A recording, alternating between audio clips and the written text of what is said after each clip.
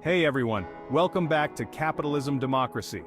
Today, we're diving into a topic that affects our lives in countless ways, whether we realize it or not. It's something that's often discussed in economic debates, political conversations, and even casual chit-chat. Yep, you guessed it. Today we're exploring capitalism.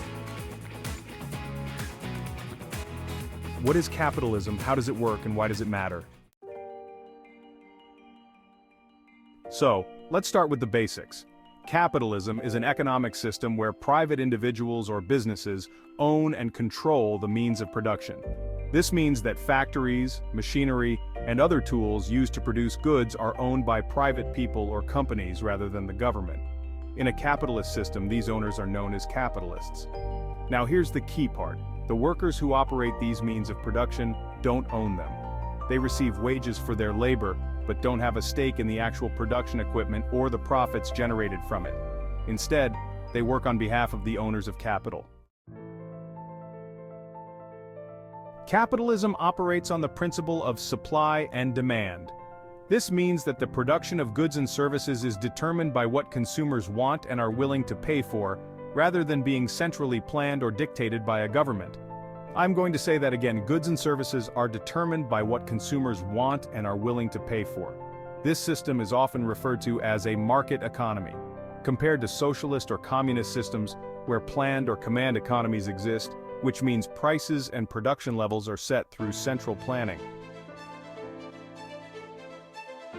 When we talk about the purest form of capitalism, we're referring to what's known as laissez-faire capitalism. In this system, there are minimal restrictions on businesses. Private individuals are free to decide where to invest their money, what products to create, and at what prices to sell them. The market is allowed to operate without government interference. Think of it as the ultimate free market. This is not the capitalism the United States uses. This holds true for most of the world's capitalism. Pure laissez-faire capitalism is rare. Most countries today practice a mixed capitalist system. This means that while private ownership and market mechanisms are fundamental, there's some degree of government regulation and public ownership of certain industries. This is where permitting and licensing affects industries. These types of regulations were created to standardize industry and protect citizens. Unfortunately, they can also act as a barrier to entry not only for businesses but for an individual's financial class as well. So what are some key takeaways about capitalism? 1. Private ownership. Capitalism is characterized by private ownership of the means of production, with individuals or businesses holding ownership rights to factories, land, and tools. 2. Labor and wages. Workers are hired to use these means of production, but do not own them. They receive wages rather than a share of the profits unless they own publicly traded shares in a company. This holds true for the United States in particular. 3. Market economy. Goods and services are produced and exchanged based on supply and demand rather than central planning. 4. Private property rights. These rights are crucial in capitalism because they incentivize individuals and businesses to invest and use their resources efficiently. Capitalism didn't just appear out of nowhere. It evolved from earlier economic systems like feudalism and mercantilism. As societies transitioned from these systems, they embraced capitalism, which spurred industrialization and dramatically increased the availability of mass-market consumer goods. The shift to capitalism brought about innovations in production and distribution that have shaped the modern economy, and really population growth. But let's talk a bit more about private property rights, which are at the heart of capitalism. According to the philosopher John Locke, who developed the theory of homesteading, private property rights come from mixing one's labor with unclaimed resources. Once property is owned, it can only be transferred through voluntary exchange, gifts, inheritance, or re-homesteading of abandoned property. Oh, and government regulations. Property taxes will be discussed in a later video.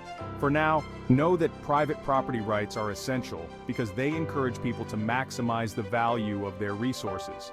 When you own something, you have an incentive to use it efficiently and effectively to get the most value out of it. This concept helps drive economic growth and innovation.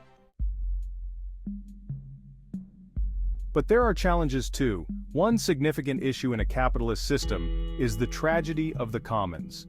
This occurs when resources that are open to everyone end up being abused, overused, and depleted because individuals act in their self-interest rather than considering the long-term health of the resource. Privatizing these resources with licensing or managing them through collective action, such as permitting, are ways to address this problem. So why does all of this matter?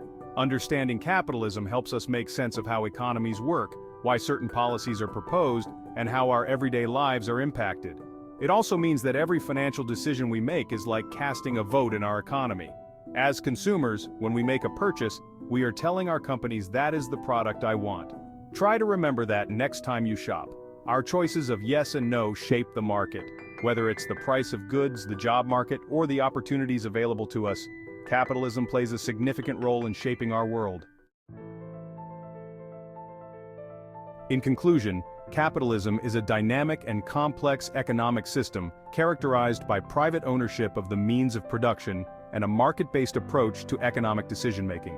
It's a system that has evolved over time, influenced by historical developments and philosophical ideas. Understanding capitalism gives us a clearer view of how modern economies function and how different systems compare. Thanks for joining me on this deep dive into capitalism. If you found this video informative, don't forget to give it a thumbs up and subscribe for more content like this. Don't forget to check out our next video, The Pros and Cons of Capitalism. And if you have any questions or want to discuss capitalism further, drop a comment below.